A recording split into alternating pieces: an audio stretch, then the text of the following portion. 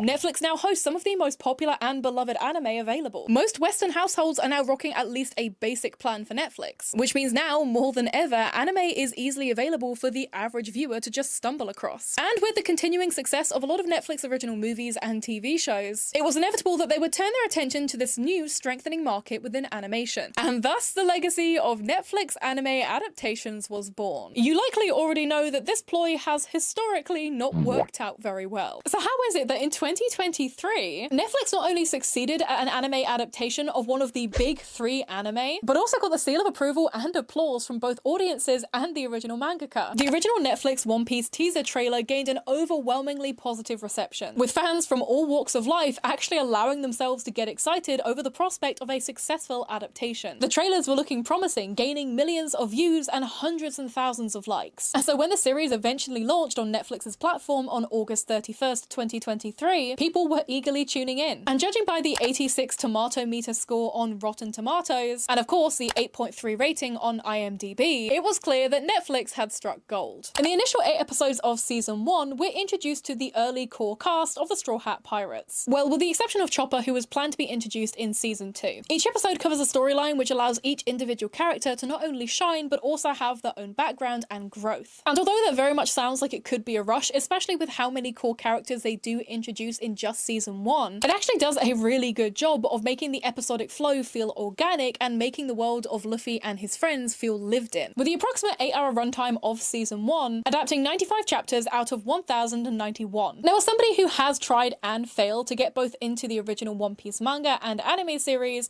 I was a bit hesitant about even watching Netflix's offering when it came to this particular franchise. However, learning how well it summarized some of the early manga chapters, I decided to give it a go, if only to know whether it was a better adaptation than Netflix's Death Note movie. And honestly, as a non-believer, I was pleasantly surprised. The amount of love and budget that was poured into this project by both cast and crew is really evident. The universe that Netflix has built feels lived in, vibrant, and just as outrageously quirky as the original manga imagery elicits. With one of the standouts to me being the recreation internally and externally of the Merian Barty, as well as those uncanny valley snail phones. I can only imagine the excitement that One Piece fans must have felt when they saw how well Netflix did with bringing a series that they love into the real world. Watching some of the most well-known faces within anime being brought to life and embodied by actors who not only did a fantastic job of representing the character, but also equally admired the source material. Because a lot of the actors on set were already fans and really enthusiastic about One Piece. This win for Netflix and anime adaptations as a whole meant that within a month of season 1's release,